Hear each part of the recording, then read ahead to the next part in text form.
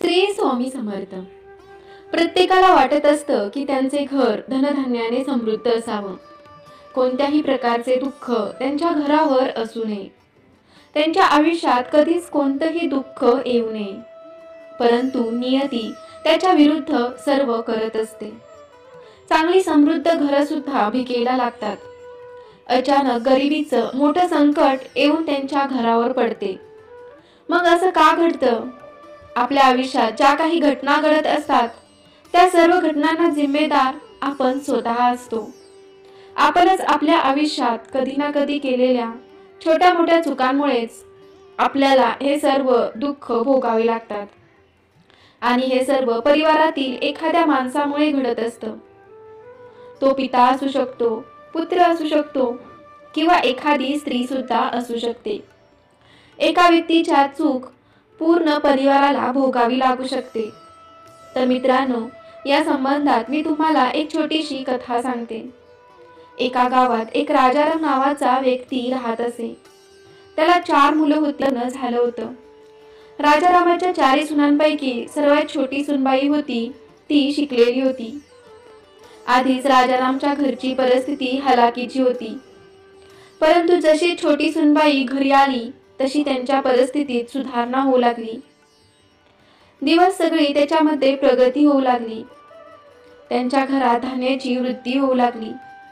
त्यांची छोटी सुनबाई ही लक्ष्मीच्या रूपातच आली होती. आणि हे सुद्धा मनाने खरं आहे की बुद्धी ही सर्वात मोठी संपत्ती आहे.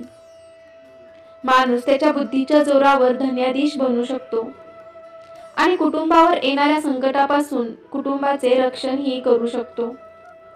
सुशिक्षित सुनबाई घरी आल्यापासून राजारामच्या घरात कधीच कोणतंच भांडण होत नव्हतं. दिवसागणिक राजारामची अधिकाधिक प्रगती होऊ लागली होती. घरामध्ये नेहमी आनंदी वातावरण राहू लागलं होतं. परंतु आजूबाजूचे लोक राजारामची वाढणारी प्रगती पाहून त्याच्यावर जळू लागले. आपापसात बोलताना ते लोक म्हणायचे की आतापर्यंत राजाराम खूप गरीब होता, परंतु अचानक त्याची खूप जास्त प्रगती होऊ लागली आहे. राजारामच्या प्रगतीचं नेमकं गुपित काय आहे? याला कुठे गुप्तधन तर सापडलं नसेल ना?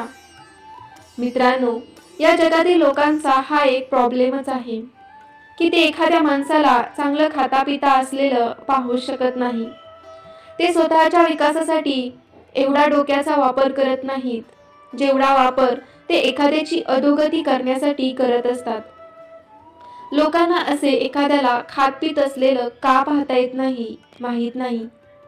ते स्वतःच्या दुःखाने एवढे दुःखी होत नाहीत जेवढे ते इतरांच्या सुखाने दुःखी होतात.